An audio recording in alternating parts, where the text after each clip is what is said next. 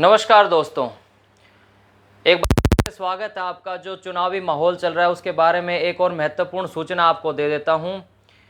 Bharatiya Janata party ने अपने 67 उम्मीदवारों की फाइनल लिस्ट जारी कर दी है, जिसके अंदर कई बड़े बड़े चेहरे शामिल किए गए हैं। एक एक करके सारे बताऊंगा, उससे पहले फटाफट से लाइव में जुड़ जाएं और साथ साथ शेयर करते जाएं। भारतीय जनता पार्टी ने अपनी कल सबसे बड़ी सूची जारी करी है, जिसके अंदर 67 उम्मीदवारों का नाम है। इसमें कम से कम 33 तो पूर्व विधायक हैं, कुछ नए चेहरे भी हैं, कुछ मंत्री भी हैं, कुछ ऐसे भी लोग हैं जिनके टिकट कट चुके हैं। अब मैं इस फहरिस्त में कुछ नाम आपको बता देता हूं। भारतीय जनता पार्टी ने जिन उम्मीदवारों की लिस्ट जारी करी है उसके अंदर उन्होंने सारे वर्गों को साधने की कोशिश की है, जिसके अंदर अगर मैं बात करूं तो 8 तो महिला उम्मीदवारों को उतारा है। आपको पता है कि भारतीय जनता पार्टी में महिला वोट बैंक काफ़ी अच्छा खासा माना जाता है और पिछड़े वर्ग बैकवर्ड क्लास से आने वालों को भी अच्छा खासा प्रतिनिधित्व उन्होंने दिया है। इस लिस्ट में 14 टिकट तो पिछड़े समाज से आने वाले लोगों को दी गई है, जिसमें गुज्जर, यादव, कश्यप, कुम्हार, कंबोज और सैनी आदि सबको जगह मिली है। आपको पता होगा नलवा विधानसभा से फिलहाल विधायक रणबीर सिंह गंगवा को बरवाला से उतारा गया है और नलवा से भारतीय जनता पार्टी ने रणधीर पनिहार को टिकट दी है। इसी लिस्ट में दलितों को भी उचित प्रतिनिधित्व देने की भारतीय जनता पार्टी ने पूरी कोशिश करी है, जिसके अंदर आपको मैं बता दूं, वाल्मीकि समाज से आने वाले, धानक समाज से आने वाले और बावरिया समाज और बाजीगर समाज से आने वाले नेताओं को टिकट देने का काम किया है। आपको मैं बता देता हूं, इनेलो से जजपा में आए उकलाना विधानसभा से अनूप धानक को भारतीय जनता पार्टी ने उकलाना से ही टिकट दी है।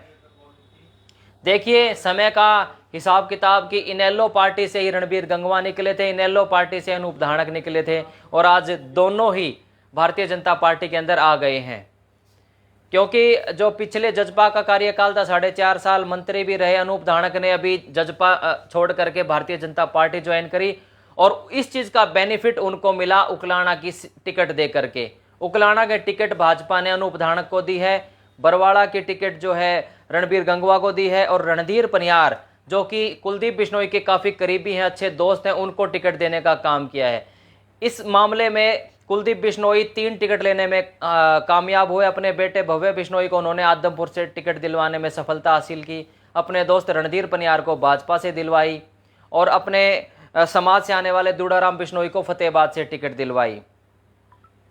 भाजपा ने बनियों की, ब्राह्मणों की, बिश्नोई समाज, जाट, पंजाबी, सिख, राजपूत और जट सिख, इन समाज के लोगों को भी टिकटें देने का काम किया है। अगर मैं बात करूं हिसार विधानसभा की सबसे हॉट सीट, जिसके ऊपर खूब कशमकश चल रही थी कि सावित्री जिंदल को मिलेगी या कमल गुप्ता को मिलेगी। कई बार बात उठ रही थी कि इस बार कमल गुप्ता का पत्ता कट सकता है, क्योंकि कमल गुप्ता के कामों से लोग नाखुश नजर आ रहे थे। बात उठ रही थी कि नवीन जिंदल की धर्मपत्नी शालू जिंदल को टिकट मिलेगी या फिर उनकी माताजी पूर्व मंत्री सावित्री जिंदल को मिलेगी। लेकिन कांग्रेस छोड़ करके भाजपा में आए सावित्री जिंदल और जिंदल परिवार पर हिसार की टिकट जो है उनकी किस्मत में नहीं थी। भारतीय जनता पार्टी ने अपने पूर्व विधायक और मंत्री कमल गुप्ता पर ही भरोसा जताया और उनको हिसार विधानसभा की टिकट मिली है। कमल गुप्ता जी टिकट लेने में कामयाब हुए और इसी के साथ पंजाबी समाज से आने वाले काफ़ी नेताओं को जो है टिकट देने का काम किया है। मेयर अंबाला से मेयर और शक्ति रानी, उनको भी टिकट देने का काम किया है और इस फहरिस्त में 27 नए चेहरे भारतीय जनता पार्टी ने उतारे हैं मैदान में और ख़ास तौर पर युवाओं को भी टिकट देने का काम भारतीय जनता पार्टी ने किया है। भाजपा ने जो ये पहली लिस्ट जारी करी है, इसमें जातिगत समीकरण भी देखे हैं और किस हलके में किसकी कितनी पैठ है, इन चीज़ों को मद्देनज़र रखते हुए कल देर रात उन्होंने फाइनल लिस्ट जारी कर दी। और बहुत लंबा समय, क्योंकि नामांकन आज से शुरू हैं और आज से पहली रात को यानी 4 अक्टूबर की शाम को ही लिस्ट जारी हो गई थी। वहीं बात करूं हरियाणा के मुख्यमंत्री नायब सैनी जी के ऊपर भी भारतीय जनता पार्टी ने एक अच्छा दाव खेला है। वो कैसे, वो मैं बताता हूं। करनाल विधानसभा से एमएलए नायब सैनी को इस बार लाडवा कुरुक्षेत्र से उतारने का फैसला भारतीय जनता पार्टी ने किया है, क्योंकि वो ये मानते हैं कि लाडवा की जो सीट है उससे यमुनानगर, रादौर और आसपास का जो क्षेत्र है उसके ऊपर भी गुल्ला चिका, शाहबाद, पेहोवा और ये जो आसपास का कुरुक्षेत्र का हिस्सा है, इसमें भारतीय जनता पार्टी अपना अच्छा रसूख बनाना चाहती है, क्योंकि करनाल सीट तो सेफ वैसे ही भारतीय जनता पार्टी मान रही है, क्योंकि विधायक मुख्यमंत्री है इस वक्त।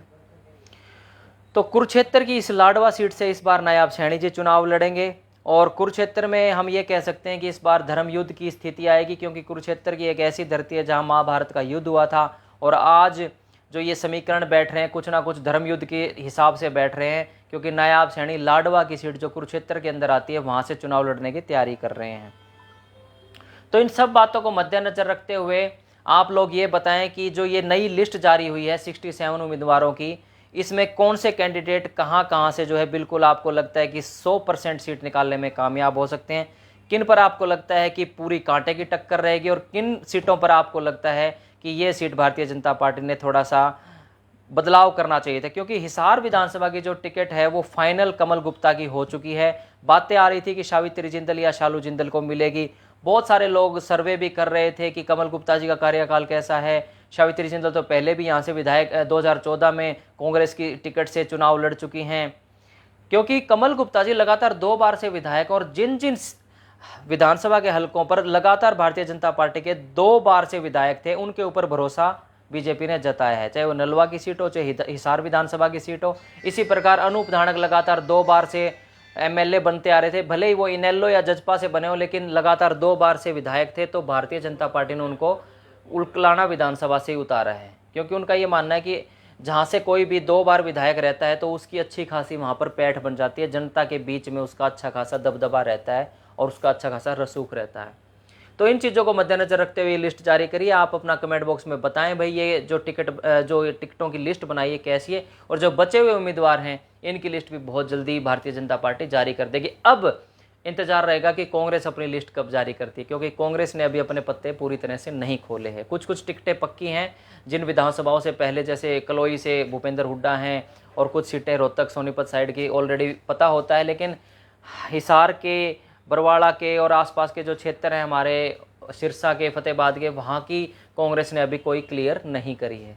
खुल के शेयर कर देना इस लाइव को, और अपने विचार आप ओपिनियंस रखते रहें। फिलहाल इस लाइव में इतना ही, मिलते हैं बहुत जल्द। धन्यवाद।